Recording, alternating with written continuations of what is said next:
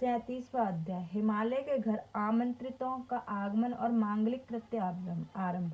नारद बोले, हे तात, सप्तर्षियों के चले जाने पर हिमालय ने क्या किया, अब सब कृपा करके मुझसे कहिए। ब्रह्मा जी बोले, हे मुनीश्वर, अब हिमालय ने अपने मेरु आदि भाइयों को आमंत्रित कर बुलाया। सब पुत्रों को बुला हर्षित और पुरोहित गर्ग जी द्वारा लग्न पत्रिका लिखवाई। फिर उसे स्वजनों के साथ शिव जी के पास भेजा। उसके साथ अनेक प्रकार की सामग्रियां भेजी। उन्होंने कैलाश पर जाकर शिव जी को तिलक किया और वह पत्रिका भी शिव जी को अर्पित की। शिव जी ने भी उनका सम्मान किया। वह सब प्रसन्न शैलराज के पास आए। शैलराज को बड़ी प्रसन्नता हुई। फिर हिमालय ने प्रसन्न हो अपने सब बंधुओं को न्योता भेजा जो उनके देश में स्थित थे। फिर शैलराज ने बहुत सा स्वर्ण संग्रह कराया। विवाह योग्य सब सामग्रियां एकत्रित की।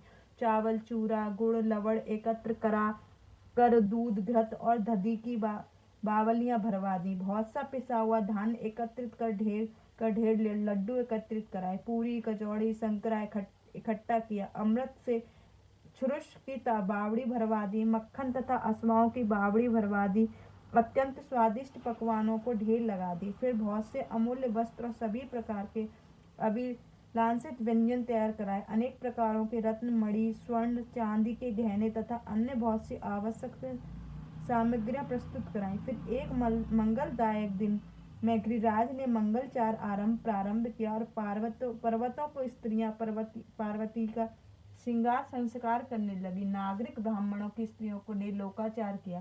सुंदर मांगलिक उत्सव आरंभ हुआ। हिमालय ने प्रसन्न होकर मंगलाचार किया। सबको शिव जी के आगमन की उत्कंठा होने लगी। आमंत्रित बंधुओं का समाज जुट गया। सभी अपनी स्त्रियों और पुत्रों सहित हिमालय के घर आए। सबने अनेक प्रकार के वस्त्र भूषणों से युक्त थे। वे सभी अनेक पर्वतों पर अपनी स्त्रियों से प्रजा आदि सहित बहुत सा मणि रत्न लेकर शिव सेवा का विवाह देखने हिमालय घर आए। सोनभद्र आदि सभी नद और अनेक नालों से युक्त सभी नदियां अपना दिव्य रूप धारण कर शिव जी के विवाह देखने आई। गोदावरी, यमुना, ब्रह्मपुत्र, त्रिवेणी शिवजी विवाह देखने हिमालय के घर आई। गंगा तो महाप्रसन्न होकर अनेक प्रकार के आभूषण धारण करके अपने दिव्य रूप से हिमालय के घर आई। नर्मदा, महाकोदा, सरिद्रा, रुद्र कन्या ये सभी नदियां बड़े प्रेम से शिव सेवा का विवाह देखने आई। इनके आगमन से हिमालय की दिव्यपुरी व्याप्त हो गई। ध्वजा और तोरणों से महाउत्सव होने लगा। हिमालय से यथायोग्य उत्तम स्थान देकर सबको संतुष्ट किया। इति से महापुराण तृतीय पार्वती खंड का 37वां अध्याय समाप्त।